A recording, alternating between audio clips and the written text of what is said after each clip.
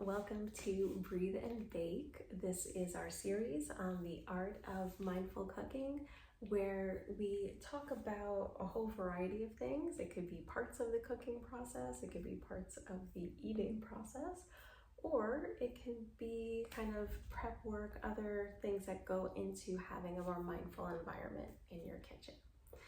So today we are going to talk about pantry organization.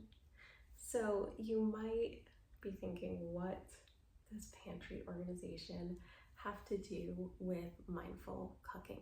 For me, it has a lot to do with mindful cooking, because if I am really wanting to enjoy the cooking experience, to be in the moment, to have this period of being able to be present and creative and just enjoy everything that comes along with cooking, that can be quite hampered if I open up my fridge or open up my pantry and it is a hot mess and there is things all over the place. It's hard for me to find what I'm looking for.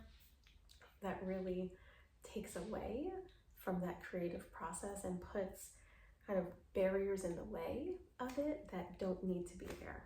Something that I do typically a couple of times a year, usually like in the beginning of the year and then again towards the fall, is that I pull everything out of my pantry so that way I can make sure that there is nothing that is expired or is close to expiring. The other thing I do during this process is I also look at, are there items, sometimes you'll go to the store and you'll buy one, get one free, and you tried the one and nobody likes it, and so the other free one is just hanging out there, maybe collecting some dust.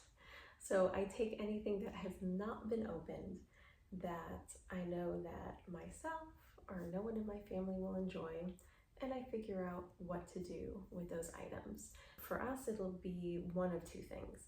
One is if it's an item that I think that somebody in my family would like, one of my friends would like, I likely would offer it to them to see if they would be interested in trying it or if they have a use for it.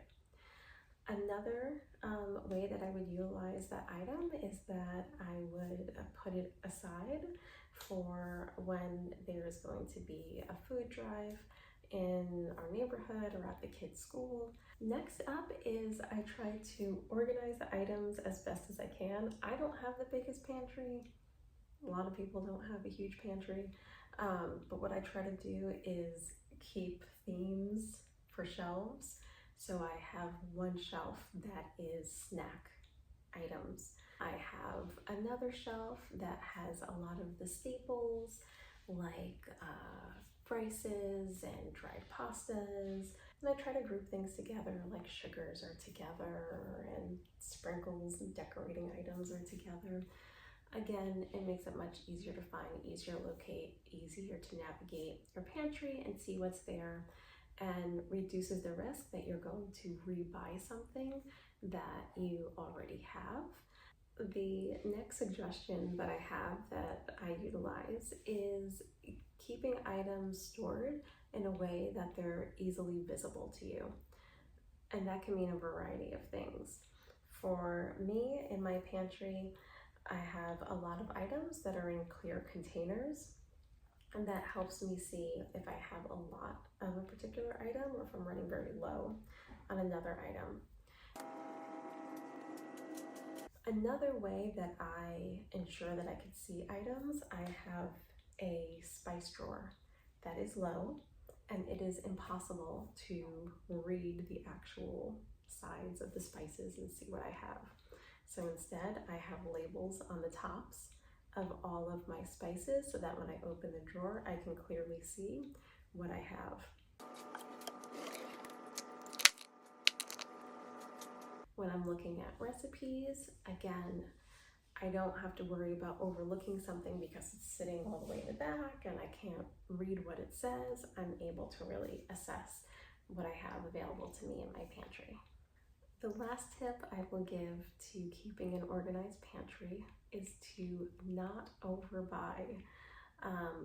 I think this happens a lot, particularly with spices, that we might be trying a new recipe that we need a quarter of a teaspoon of a spice that we've never tried before, and then we buy like a huge jar at the store.